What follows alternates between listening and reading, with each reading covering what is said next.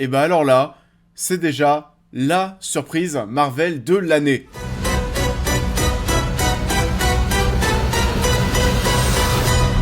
Are you gonna use super speed or what? I'm gonna use my car, Trevor. Does that mean you do or do not have super speed? Let's go!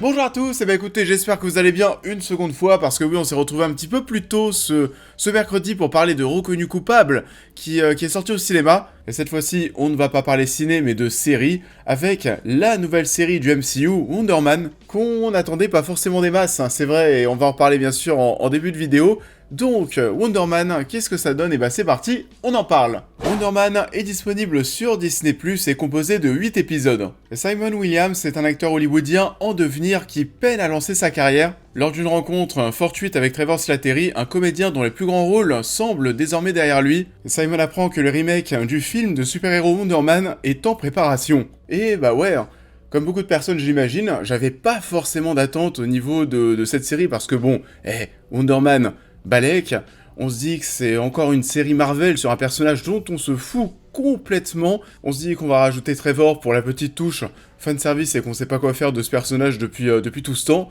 C'est une série qui a été reportée, en plus elle sort aujourd'hui, ce mercredi 28 janvier, avec quasiment zéro promotion. C'était très bizarre. Et il y a seulement 8 épisodes. Alors seulement 8 épisodes, c'est pas le fait qu'il y en ait 8 qui me dérange.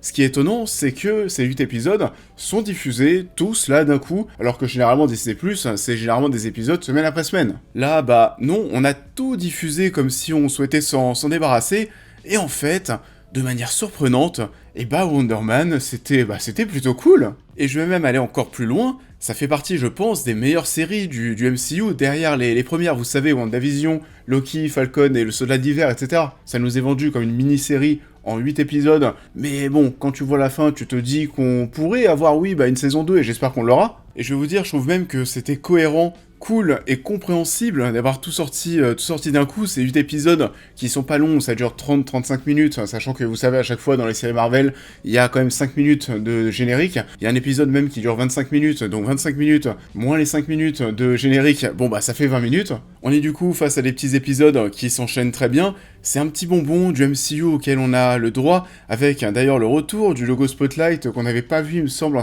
que je l'ai pas vu depuis Echo. Et donc, pour revenir sur ce que j'étais en train de vous dire, c'était même plutôt cool, là aussi, de ne pas avoir attendu une semaine entre chaque épisode, parce que je pense que si on avait eu les épisodes semaine après semaine, je pense que ça se serait un petit peu essoufflé sur la durée. Je pense même que ça aurait généré, vous savez, de la colère chez les fans, parce que bon, attendre une semaine à chaque fois pour un petit épisode de 20, 25, 30 minutes, ouais, je pense que sur la durée, ça aurait saoulé les gens. Mais là, c'était pas du tout mon cas, le fait de tout avoir directement, c'était très bien.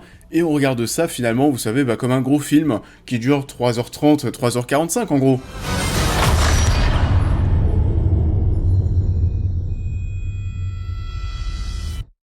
The Department of Damage Control considers Simon Williams an extraordinary threat. Et c'est une série qui nous est servie notamment par Destin Daniel Cretton, qui commence à faire partie, des chouchous du MCU. Alors, vous vous en souvenez, c'est lui qui a réalisé Shang-Chi. Et Shang-Chi, qui est d'ailleurs un film que j'ai bien envie de revoir, je pense que je me le referai bien sûr avant Avengers à la fin de l'année. Il nous propose aujourd'hui Wonder Man, et il reprend la saga Spider-Man avec Tom Holland, c'est lui le réalisateur de Brand New Day qui arrive cet été. Et il y a un truc en tout cas qui marche bien entre Shang-Chi et Wonder Man dans le travail de Destin Daniel Cretton. Il arrive à rendre ces personnages très sympathiques et attachants. D'ailleurs, Wonder Man, je l'ai pas dit, mais c'est une série qui est assez spéciale, on s'écarte, vous savez, des grosses productions super-héroïques, avec des effets spéciaux, les scénarios que l'on a déjà vus 40 fois, etc. Là, on suit le personnage de Simon Williams, qui a des pouvoirs, qu'il cache.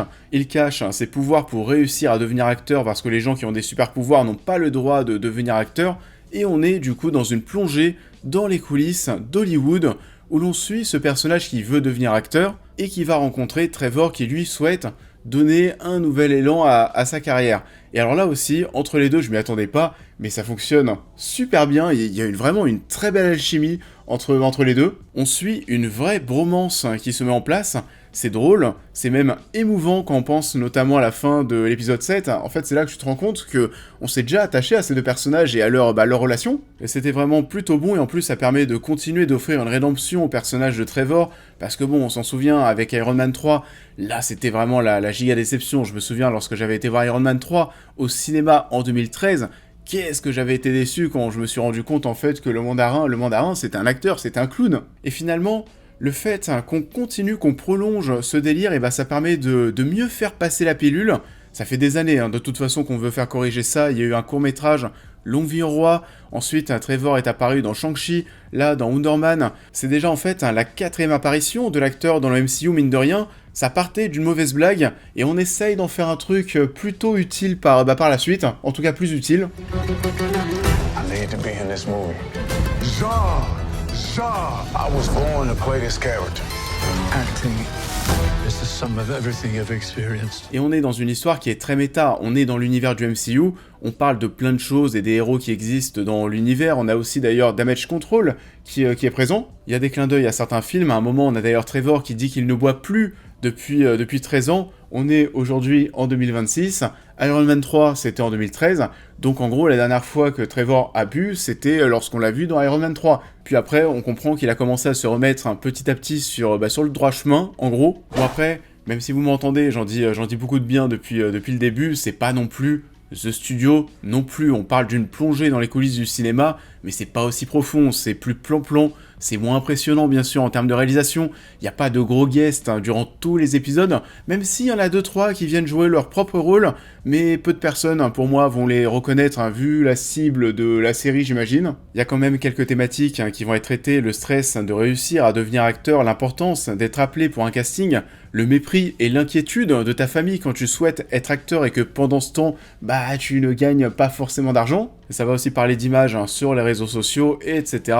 D'ailleurs, l'épisode 4 dénote avec le reste du show, il est très très bon, c'est un épisode en noir et blanc et puis je vous laisse le découvrir. Et ça fait partie des moments qui m'ont bien marqué. Il y a aussi une scène dans l'épisode 6 qui là aussi, je pense qu'elle va vous marquer pour sa violence complètement imprévue. On a aussi un épisode 3 qui est très très cool avec l'anniversaire.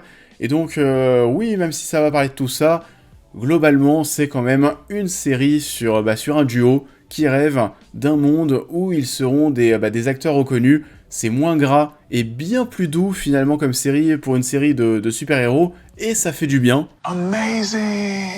Du coup, oui, vous l'avez compris, Wonder Man, c'est un petit ovni dans l'univers du MCU en ce début d'année. Alors, on va pas être non plus sur la série de l'année. On est peut-être aussi un petit peu plus gentil avec le MCU au niveau de cette série, parce qu'on s'est tapé des She-Hulk, Secret Invasion, etc. entre-temps. Mais j'ai passé un super moment devant ces 8 épisodes, et j'ai même très envie de retrouver le personnage de Wonder Man, et ça pour le coup, vu que j'avais pas d'attente, c'est une sacrée réussite, surtout que je l'ai même trouvé plutôt classe dans sa tenue de super-héros, donc oui, pour moi c'est validé. Et je vous invite maintenant à me dire ce que vous en avez pensé en commentaire, et je vous invite aussi, comme d'habitude, à liker cette vidéo, à me suivre sur tous les réseaux, à vous abonner à la chaîne YouTube, à devenir membre soutien si vous souhaitez soutenir mon travail, et on va se retrouver ce week-end pour Retour à Silent Hill.